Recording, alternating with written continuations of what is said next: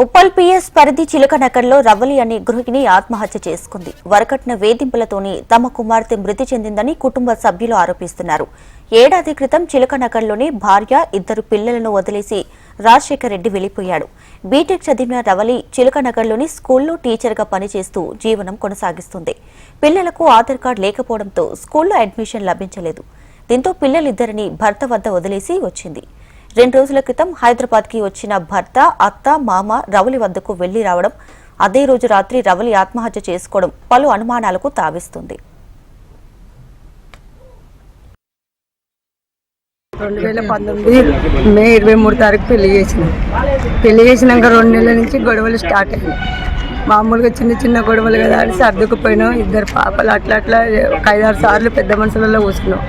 అమ్మార్పేట రామరెడ్డి వాళ్ళ అయ్యప్పరాల వల్ల అన్నయ్య, ఆయన డబ్బు ఉన్న అహంకారంతో ఈ చెల్లెకు సహాయం చేయడం వల్ల ఈ చెల్లె మొత్తం బిడ్డని వేధింపులకు గురి చేసి సంవత్సరం నుంచి వెళ్ళి మొత్తమే పిల్లల్ని తీసుకుపోయి అక్కడ కొట్టి గుస్తలు తెంపుకొని తలకాయ వల్ల కొట్టి పైన వెళ్ళిపోయి ఇప్పటికి తెలియదు. ఇంతవరకు ఇంకా రాలేదు. ఎన్నిసార్లు పెద్ద మనుషులలో కూర్చున్నా రాలేదు.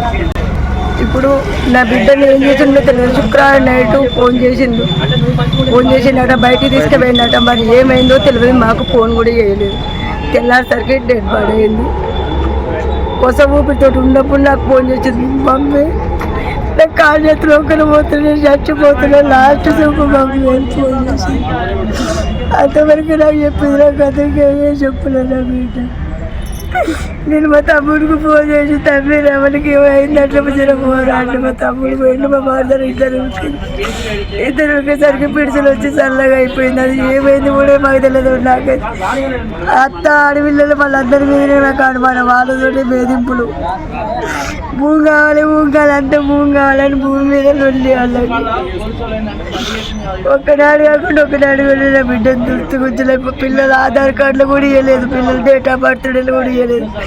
పిల్లల్ని చూసుకోవడానికి కూడా పిల్లల్ని ఒక్కడాడు కూడా ఎట్లా చూపించలేదు, మాట్లాడలేదు.